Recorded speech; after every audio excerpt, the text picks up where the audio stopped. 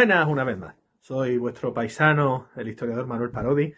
y venimos en esta serie de intervenciones, en esta serie de podcast, acercándonos a la realidad de la Europa y la España de principios del siglo XX,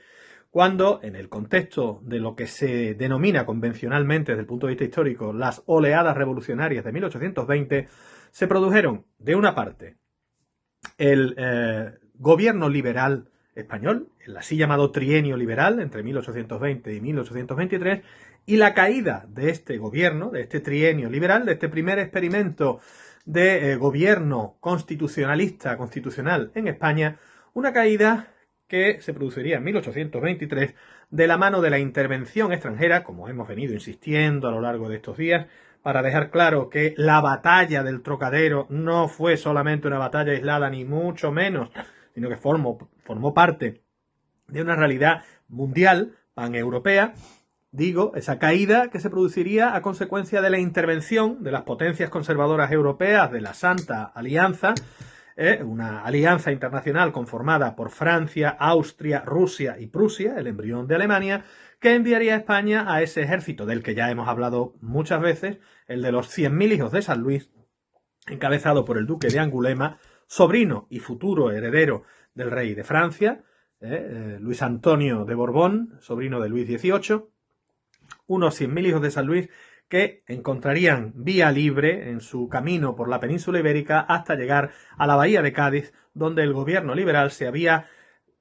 encerrado en la isla fortaleza de Cádiz y allí no podría ese gobierno liberal resistir el envite de las fuerzas enviadas por la Santa Alianza, que finalmente el 31 de agosto de 1823 conquistarían la isla fortaleza de la Matagorda y con ello, del Trocadero, más el pago de la Matagorda, más el pago de la Cabezuela, y con ello, con esa conquista, con ese hecho de armas de la batalla del Trocadero, finalmente quedaría sellada, para mal, la suerte del gobierno liberal de España, como digo, en el verano de 1823. Veíamos en el capítulo anterior, hacíamos un acercamiento a la situación de España y decíamos, y retomamos, que en España se estaban produciendo a principios del siglo XIX, entre 1800, grosso modo, y 1812, 13, 14, dos conflictos bélicos a la vez. Una guerra contra el invasor francés, la guerra de la independencia, y una guerra civil, que hay que considerarla como una guerra civil, que es la guerra de emancipación de los virreinatos ultramarinos de la monarquía hispánica. Una España que no tiene colonias, una España en la cual los territorios americanos continentales, los territorios orientales, como Filipinas, los territorios americanos insulares, forman parte del sistema administrativo español de la época, como virreinatos o como capitanías generales, tal como hoy España se articula sobre las comunidades autónomas y las ciudades autónomas, que son dos, Ceuta y Melilla. Pues bien, a principios del siglo XIX, los territorios americanos de la corona española, los territorios americanos de España, o los territorios españoles en América, están luchando por romper la unidad de España. Lo están haciendo en buena medida sirviendo a los intereses económicos de la oligarquía criolla, del capital, de los potentados criollos de esos mismos territorios, que entienden que el desmembramiento de los territorios de la monarquía hispánica, la ruptura con la unidad con la metrópoli, les va a beneficiar económicamente porque, entre otras cosas, van a poder, como hicieron efectivamente antes o después, meter mano sobre las tierras del Estado y meter mano sobre las tierras de las comunidades indígenas, como sucedería, por ejemplo, en Bolivia algunas décadas más tarde de la independencia de esos territorios españoles de ultramar. Esa oligarquía, esos potentados, esa clase económica dirigente, esos ricos, esos millonarios de los territorios españoles de América, están también en connivencia con la monarquía inglesa, con Gran Bretaña, que les va a apoyar no solamente desde el punto de vista económico, sino también desde el punto de vista militar, para romper la unidad de la monarquía hispánica,